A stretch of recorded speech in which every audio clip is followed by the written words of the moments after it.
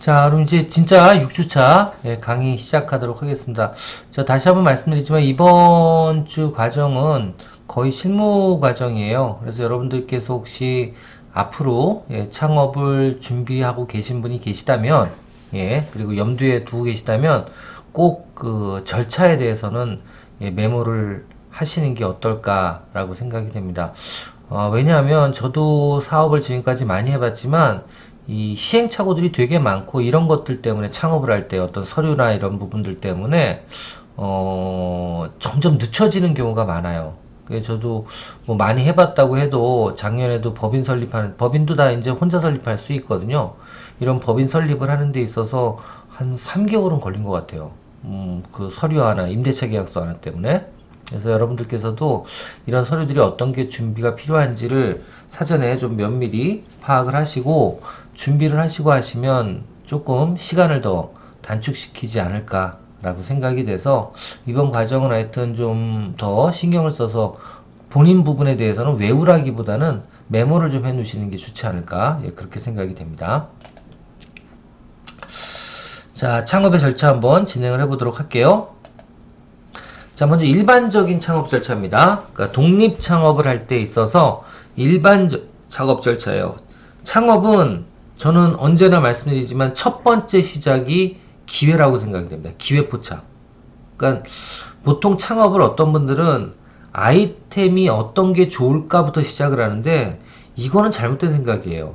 아이템이 어떤 게 좋을까는 결국은 남이 만들어 놓은 아이템을 가지고 내가 투자를 하겠다는 소리거든요. 그러면 가장 나쁜 점이 뭐냐면 창업자는 창업시장에 뛰어들면 자기가 제일 꼴찌예요? 아니면은 자기가 제일 선배예요? 뭐 물어볼 필요도 없는 거죠. 제일 꼴찌예요. 그렇죠? 그 한마디로 꼴등이라고 꼴등. 아무것도 몰라. 근데 먼저 했던 사람들이 해놨던 어떤 그런 그 업적들을 내가 이길 수 있다는 생각을 논리적으로 어떻게 할 수가 있을까요? 사업을 시작하면요, 다들 어떻게 보면 생계와 연관이 되어 있는 거기 때문에 속된 말로 피 터지게 싸웁니다. 그죠? 그러면 먼저 사업을 했던 사람들이 동종 업종에 다른 그 사람이 들어온다면 그 사람이 이길 수 있을까요? 이길 수 없어요. 왜? 목숨을 걸고 싸우는데, 그리고 그러면서 맷집이 생겼는데, 어떤 싸움의 맷집이. 쉽게 얘기하면 어떤 그 시행착오를 겪어가면서 점점 내공이 생겼는데, 그 내공이 생긴 사람하고 경쟁을 해야 되거든요. 모든 거는, 사업은. 경쟁을 할 때, 선배들하고 경쟁을 하는 게 좋겠어요? 내가 지금 제일 처음 했기 때문에 이거는 경쟁자가 없는 걸 시작을 하는 게 좋겠어요? 당연히 경쟁자가 없는 걸 시작하는 게 좋은 게 당연한 거예요. 다만 그렇게 됐을 때 그 사업이 시장이 진짜 있는지 없는 거를 괜히 시작할 수도 있는 거잖아요. 그러니까 고객이 없는 거를 그런 것들을 그래서 파악해서 하는 게 중요한 거지. 선배들이 먼저 해놓은 사업에 내가 숟가락 얹는다? 이거는 위험한 일이라는 거죠. 첫 번째는. 그래서 저는 선배들이 안 한 새로운 사업을 만들어서 해야지만 그게 창업이라고 계속 주장을 하고 있고, 그리고 그런 창업을 하기 위해서 첫 번째로 해야 되는 게 바로 뭐다? 기회 포착이다. 아시겠죠? 기회 포착이다. 그래서 저희 기업가 정신은 독립 창업만 얘기하는 거지 절대로 모방 창업, 남들이 하는 창업을 따라하라는 소리는 아니에요. 따라하려면 어떻게 해야 돼요? 결국은 돈이 있어야 됩니다. 돈이 많아야 되고요.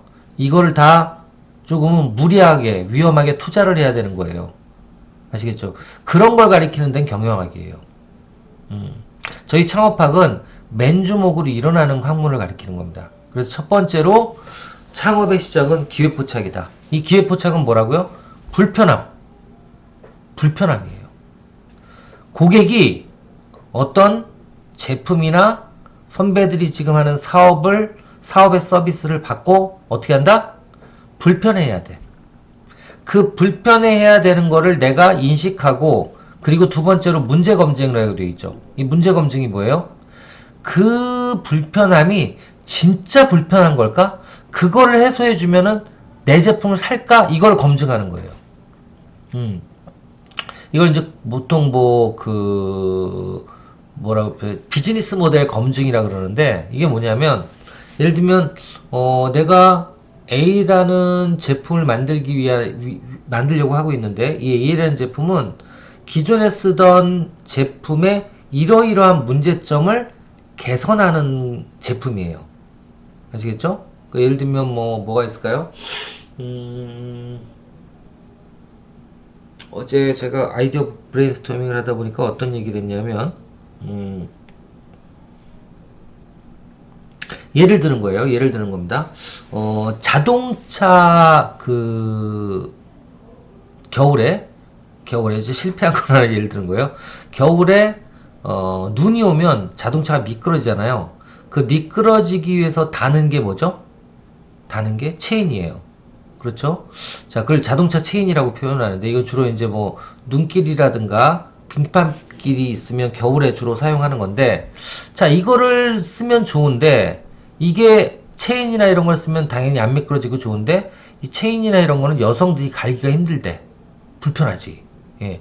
그래서 천으로 만든 체인을 한번 만들어 보자. 기획은 좋아요. 불편한 것까진 맞아. 못할 수도 있어. 근데 천으로 만든 거를 갖다가 끼우면, 그러면 여성들이 채우기는 가벼우니까 편한데, 과연 그 성능이 유지가 될까? 모른다는 거죠. 그리고 더 나아가서는 여성들이 만약에 끼우기 어려우면 보통 남성이랑 같이 자동차를 타고 가기 때문에 남성들이 껴줄 수도 있잖아요. 그래서 진짜 이게 문제점인가? 불편한 게 맞는가? 그래서 이걸 해소하면 그 물건을 사줄까? 이거를 분석하는 게 문제 검증이에요. 그러니까 대부분의 창업자들이 가장 크게 잘못하는 부분 중에 하나가 뭐냐면, 기회를 포착하고 문제를 해결하면 무조건 사줄 거라고 생각하는 또 착각이에요. 그걸 사줄 수 있는지를 검증하는 것도 필요하다는 거죠. 아시겠죠? 그래서 기회 포착이 되면 그 다음에 뭘 해야 된다? 그 기회, 그 문제점이 해결이 되면 진짜 사줄 거냐? 이거에 대한 검증을 해야 되는 거예요. 이 검증을 어떻게 하냐고요? 이걸 이제 문제 검증은 주로 어떻게 하냐면,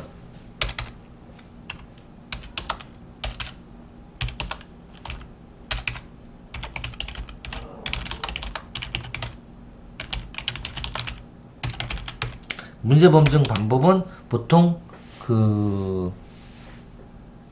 GFI라 그래요. GFI.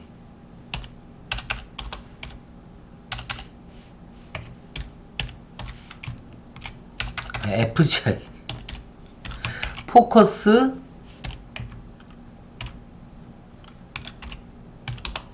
그룹 인터뷰. 아시겠죠? 포커스 그룹 인터뷰라 그래서 이게 무슨 얘기냐면, 내가 생산을 하면, 내가 제품을 개발하거나 서비스를 만들어내면 그 서비스를 사용할 주요 대상자들 몇 명한테 물어보는 거예요. 그러니까 포커스 그룹 몇 명한테 물어보는 겁니다. 이거를 꼭 거치셔야 돼요. 여러분들 저희 정부 지원 사업 심사를 할 때도요, 제품에 대한 타당성 검토를 할 때, 그러니까 사업 타당성 검토를 할 때 심사위원들이 가장 많이 물어보는 게 바로 이거예요. 그런데 그 제품 나오면 혹시 사주겠다는 사람들이 있나요? 한번 검증해 보셨어요? 시장 조사해 보셨어요? 라고 물어봐요. 이때 근거를 제시할 수 있다. 한 10명한테만 물어봐도 되거든요. 지나가는 사람. 그죠? 예. 대신에 먹을 거 하나 주든지, 보통 길거리 설문 많이 하잖아요. 그렇게 설문을 꼭 받아보실 필요가 있습니다. 본인 사업에 대해서. 그래서 이렇게 해서 문제 검증이 되면 그 다음에 이제 해야 되는 게 바로 사업 모델 구축이죠. 이 사업 모델은 꼭 들어가야 될 내용은 여기 뒤에 또 따로 적어 놨습니다. 예, 요거에 대해서는 좀 이따 설명을 드리고요. 자, 그렇게 해서 한마디로 얘기해서 사업을 어떻게 해야 되겠구나 하는 그 사업에 대한 고객에 대한 가치라든가 고객이 누구고 고객한테 어떤 이익을 줄 거고 요런 내용이 정리된 거, 요게 이제 사업 모델이라 그래요. 자, 이 사업 모델을 구축한 다음에 이 사업 모델이 구축이 되면 또 고객 검증을 해야 돼. 아까 문제 검증하듯이 고객을 찾아가서 다시 설문조사를 한번 해봐야 됩니다. 아시겠죠? 이 증빙, 이 두 가지의 단계가 꼭 거쳐져야지만 사업 타당성이 있다고 보는 거예요. 아시겠죠? 그래서 요 내용을 꼭 검증을 하시고, 이 고객 검증이나 문제 검증은 지인한테 해도 상관이 없습니다. 근데 가장 중요한 건 이 제품이나 이 서비스를 사용할 고객을 대상으로 하는 게 좋아요. 아시겠죠? 이거는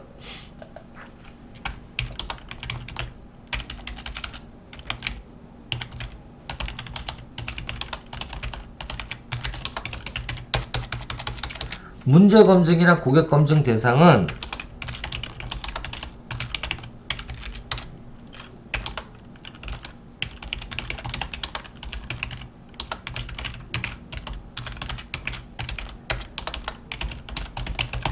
목표 고객 또는 뒤에 나옵니다. 키맨한테 해주셔야 돼요. 키맨이 누구냐면 키맨 그 고객들한테 영향력을 행사할 수 있는 주요한 사람, 우두머리 이런 사람들이에요. 아시겠죠? 그러니까 예를 들면 뭐 요즘에 시니어들을 대상으로, 그러니까 그 고령층을 대상으로 한 제품들이 많이 나오고 있는데 이 고령층의 키맨은 누굴까요? 그렇죠. 뭐 예를 들면 요양원 원장이라든가 요양보호사라든가 많이 만나잖아요. 그죠? 또는 뭐 노인복지센터 센터장이라든가 이런 분들이 이제 어떻게 보면 키맨이 될 수 있겠죠. 노인 제품 관련돼서는 이런 분들한테 고객 검증과 문제 검증을 받아야 된다 그거예요. 어떤 형식으로? FGI 형식으로 받으셔야 되고요. 자, 이렇게 해서 사업 모델이 완성이 되면 이제 그 다음에 해야 되는 게 뭐예요? 사업화 계획이에요. 자, 그러면 이 사업 모델, 이 사업을 하기 위해서는 어떤 돈이 필요할까가 아니라 어떤 사람들이 필요하고 어떤 장비가 필요할까, 어떤 설비가 필요할까, 어떤 장소가 필요할까, 어떤 사람들이 필요할까, 이거부터 정리를 해야 되는 거예요. 아시겠죠? 이렇게 정리가 되면 그게 예를 들면 사람은 어떻게 돼요? 사람은 인건비가 나가야 되겠죠. 그렇죠? 그리고 물은 어떻게 돼? 시설이나 이런 건 그렇습니다. 돈이 나가야 되겠죠. 예, 그렇죠? 결국은 구매비라든가 임대비로 나가야 돼요. 이것도 또 여섯 번째.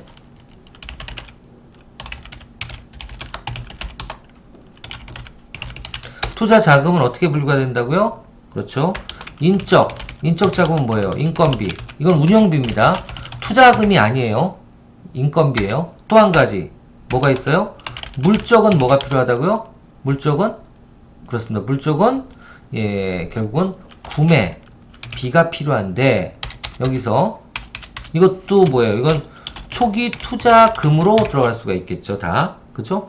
근데 운영비, 이 물적 자금은 그러니까 초기 투자금으로 들어갈 수가 있고 인적 자금은 운영비로 들어갈 수가 있어요. 자, 근데 중요한 건 이 운영비도 부담이 되고 초기 투자도 부담이 된다. 그럼 이걸 어떻게 할 수 있어요?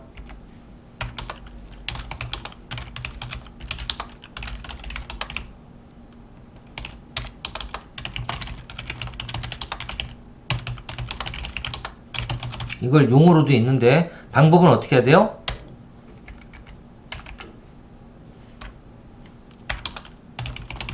인건비를 어떻게 한다? 동업자로 만들어서 같이 가게 만드는 거예요.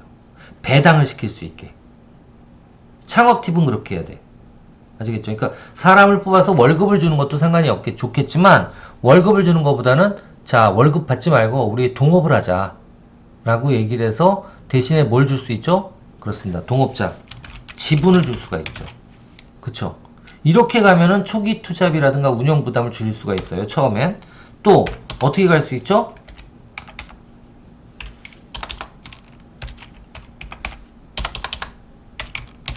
두 번째, 초기 투자금, 구매비는 어떻게 할 수 있어요? 그렇죠? 구매 투자비는 뭘로 갈 수 있다? 그렇습니다. 구매 임차비로 가서 운영자금으로 바꿀 수 있는 거예요. 그렇죠? 운영자금으로 그렇게 갈 수가 있습니다. 그러니까 임차를 하면 이건 운영비가 되는 거고 거꾸로 구매를 해버리면 뭐예요? 자산이 되지만 투자비가 돼요. 투자를 해야 되는 비용이 돼요. 그래서 초기에 투자자금의 조달이 어려우면 임차로 가는 것도 괜찮죠. 아니면 어떻게 돼요? 남한테 부탁을 해서 만들게 하는 것도 괜찮아요. 운영비로 가는 거죠. 그렇죠? 자, 이렇게 해서 초기에 어떤 자금들이 뭐가 필요한지를 나누고 그 다음에 해야 되는 건 뭐예요? 소멸성 경비와 그 다음 보장성 경비로 뭐를 예, 내 제품을 내 투자 자금을 나눠야 돼요. 소멸성 경비는 뭐라 그랬죠? 그렇습니다. 소멸성 경비는 실패 시 회수 그렇게 적지 마세요. 회수 불가능한 경비가 뭐예요? 소멸성.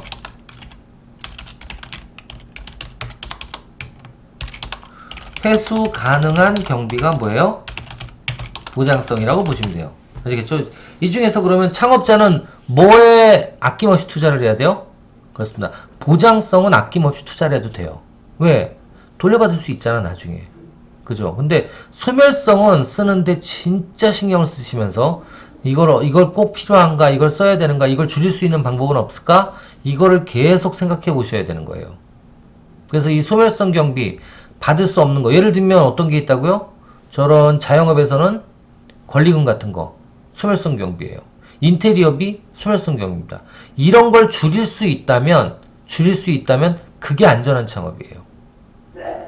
아시겠죠? 그런 것들이 안전한 창업입니다. 자, 여하튼 이런 소멸성이라든가 보장성 경비를 분리를 해서 어떻게 해요? 자금 조달은 뭘로 하는 게 좋아요? 내 자본은 보장성에 투자를 하고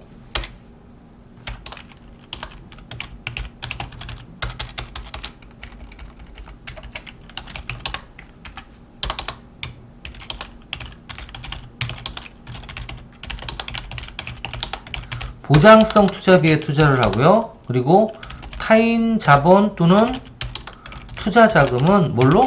투자 자금은 소멸성 투자비에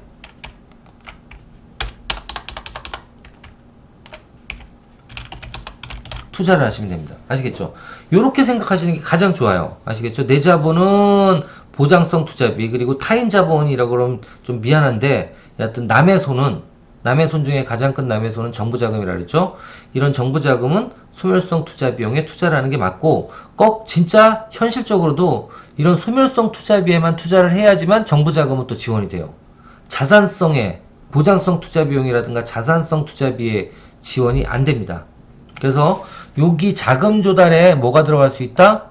여기에 정부 자금 또는 투자 이런 게 가능할 수 있어요. 그쵸? 자, 요렇게 아버지 어머니한테도 달라 그래야 되고 지인한테도 달라 그래야 되겠죠. 하여튼 내 돈만 안 꺼내면 돼. 아시겠죠? 사업을 하면서 내 돈만 안 꺼내서 사업을 할 수 있다면 그 사업은 정상적인 거예요. 아시겠죠? 근데 내 돈을 꺼내야지만 사업을 할 수 있고 남이 투자라든가 이런 걸 못 받는다? 이거는 무리한 사업이 될 수가 있어요. 되게 중요한 얘기입니다. 남을 설득하지도 못하는데 사업을 한다? 그 사업은 안 될 가능성이 높은 거예요. 그래서 자금 조달을 받으시고 그 다음에 이제 만약에 사무실이라든가 아니면 사업장 기반의 사업이라 그랬을 때는 뭘 해야 돼요? 예, 입지 개발을 해야 되겠고 입지 개발하면서 서비스라든가 아니면 제품을 개발을 해야 되겠죠. 그렇죠? 개발을 하고 사업 런칭을 한 다음에 마케팅을 실시해야 된다라고 아시면 될 것 같아요. 아시겠죠? 자, 이게 이제 일반적인 창업 절차인데요. 일반적인 창업 절차에서 가장 중요한 부분은 당연히 기획 포착과 그리고 사업 모델 구축인데, 그죠? 이 부분이 중요하고, 그리고 자금 조달을 할 땐 이렇게 해야 되고, 정부 자금이라는 걸 많이 받아서 하는 게 맞는 거고요. 그리고 못 받을 바에는 하지 말아라 라는 거 알아두시면 좋을 것 같아요. 자, 이렇게 진행이 된다 라고 알아두시면 좋을 것 같습니다. 자, 이 중에서 가장 중요한 사업 모델 구축, 이 부분은 제가 따로 떼서 설명을 좀 드린다 그랬으니까 그 내용 한번 설명을 드려보겠습니다. 일단 사업 모델에는요, 꼭 들어가야 되는 핵심 팩터 5가지예요. 첫 번째, 그러니까 요거를 여러분들이 어떤 사업을 한다 그랬을 때 요 5가지 요소를 한 줄씩이라도 적을 수 있으면 그 사업은 성공 가능성이 있는 사업입니다. 아시겠죠? 자, 예를 들어 볼게요. 자, 기존 사업. 그러니까 제가 제일 많이 설명드리는 얘기가 막걸리, 그때도 말씀드렸죠? 막걸리인데, 예를 들면 막걸리 사업. 그러면 전 술을 좋아하니까,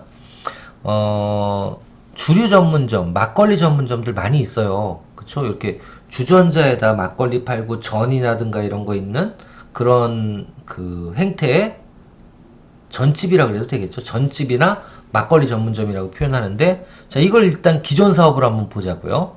기존 사업, 그럼 뭐 어떻게 적혀? 자, 여기다 적어볼게요.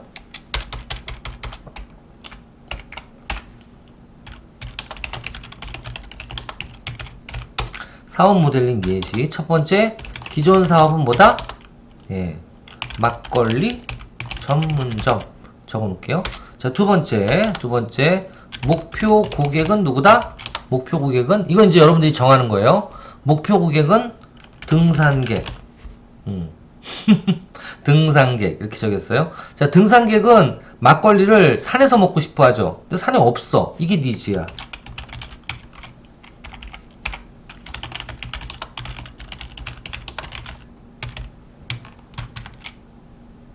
이게 니즈예요.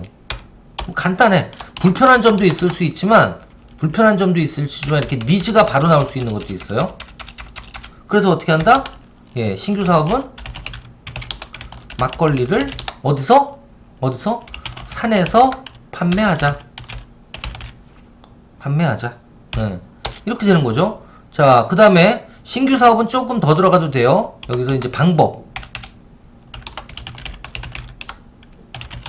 그럼 어떻게 산에서 팔 거냐? 그래서 저는 그때 누가 컨설팅 하나를 해드렸다 그랬죠? 어떻게 한다? 예, 당나귀에 막걸리를 싣고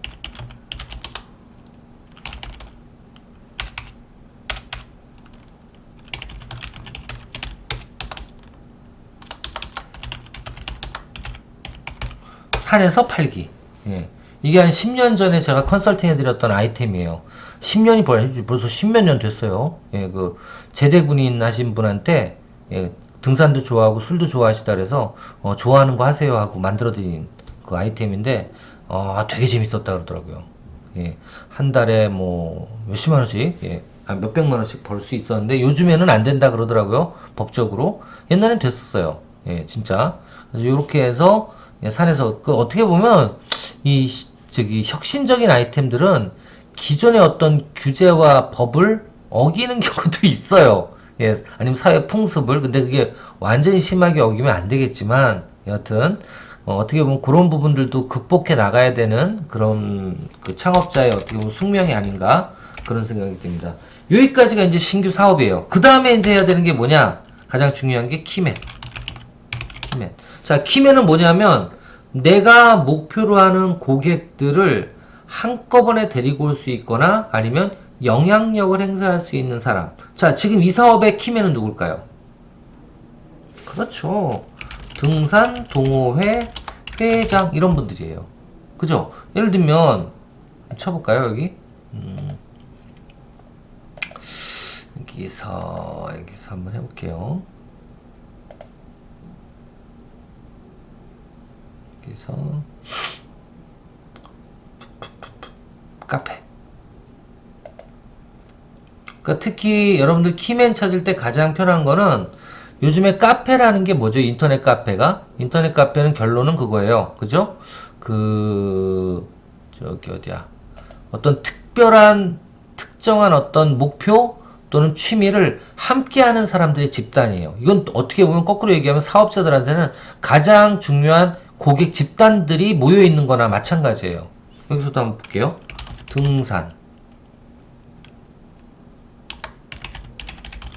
등산 동호회 한번 쳐볼게요. 자, 나오네요.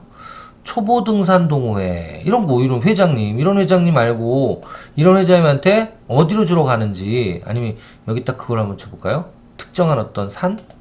그런 것도 있나? 산악회가 불륜이 막. 자, 계양산, 뭐, 이렇게 쭉 나오잖아요. 관악산. 이렇게 나오면 내가 코스까지 정해서 갈 수도 있어요. 그죠?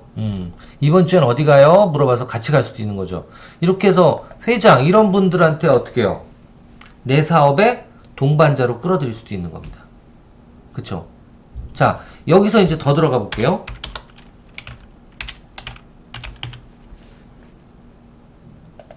더 들어가 보겠습니다. 키맨과의 소통 전략이 있어야 돼요. 그럼 자, 자, 이런 등산 동호회는 이제 찾아냈어. 그래서 이 회장을 꼬시거나 해야 되는데, 어떻게 해야 될까? 어떻게 해야 될까? 어떤 방법으로 하는 게 좋을까? 이거에 대한 절차가 세 가지가 있습니다. 어떻게? 첫 번째, 리베이트 방법. 두 번째 뭐예요? 호랑이를 잡으려면 호랑이 굴에 내가 들어가야 되죠. 그렇죠. 내가,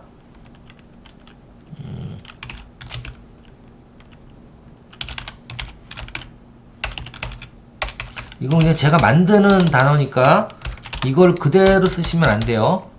조직 침투 방법. 그 다음 세 번째로는 이 세 가지가 있어요. 뭔지 아시겠죠? 첫 번째는 가장 낮은 방법인데, 가장 낮은 방법이 뭐냐면 리베이트를 주는 거예요. 한마디로 회장님한테, 자, 이제부터 제가 그 동호회 어디 가는 거 소개시켜 주시면 제가 그쪽에 가서 장사를 할 텐데, 장사를 해서 그날 벌어진 그 동호회가 먹고 간 그 금액 대비 뭐 5%는 제가 적립을 해서 뭐 그 동호회에 기부를 하겠습니다. 또는 뭐 5%를 선생님한테 찔러 줄게요. 뭐 이런 거. 예를 들면 이게 이제 리베이트죠. 그죠? 이거에 대한 전략을 쓰는 게 가장 하수긴 해요. 근데 또 가장 클리어하고 가장 좋죠. 그래서 첫 번째 방법은 이런 리베이트 방법이 있고요. 리베이트 한마디로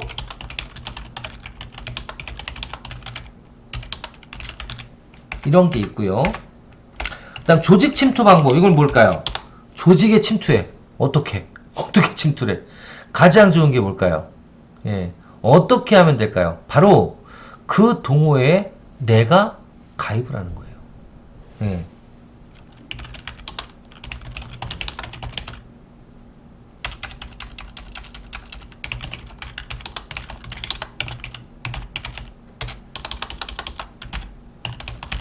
침투를 해서 뭘 해요? 예. 내가 그 자리에 오르면 되는 거예요. 좌지우지할 수 있는 자리. 이건 어떻게 하면 될까요? 그렇습니다. 임원만 되면 돼. 통해서 임원만 되면 돼. 근데 솔직히 카페 임원 되는 거 어렵지 않습니다. 오프라인 모임 같은 거 자주 나가고, 그죠? 몇 번 나가고, 그 다음에 카페에서 그 회장한테 내가 좀 임원 좀 할게요. 그리고 내가 임원 된다면 어떻게 해? 내가 사업하는데, 이런 거 같이 좀 시너지 좀 내자. 라고 얘기할 수도 있는 거고, 내가 이끌어갈 수도 있는 거예요. 그렇죠? 그래서 보통 뭐 아시는지 모르지만 요 좀 더 고차원적인 분들은 어떻게 하냐면 거꾸로 카페가 활성화되어 있고 그 카페가 내 고객의 집단이라고 생각이 되면 그 카페를 사는 경우도 있어요. 사는 경우도 있습니다. 돈 주고. 왜? 그 회원들이 다 내 고객이 될 수가 있으니까. 그렇죠? 그런 경우도 많아요. 자, 그리고 세 번째는 어떻게 된다? 세 번째로는 동업을 하자 그러는 거예요. 그 C샵한테 거꾸로 본인들이 이 사업을 하는 건 어떻겠니? 예, 이런 사업을 하고 권하는 거죠. 그러면 카페나 조직 같은 경우에는 이걸 덥석 무는 경우도 있어요. 그래? 그래, 좋아요. 내가 그러면 당나귀 어디서 팔아? 해서 알려주고 그 당나귀를 주는 대신에 나는 뭘 가져가야 돼? 이때는 동업일 때는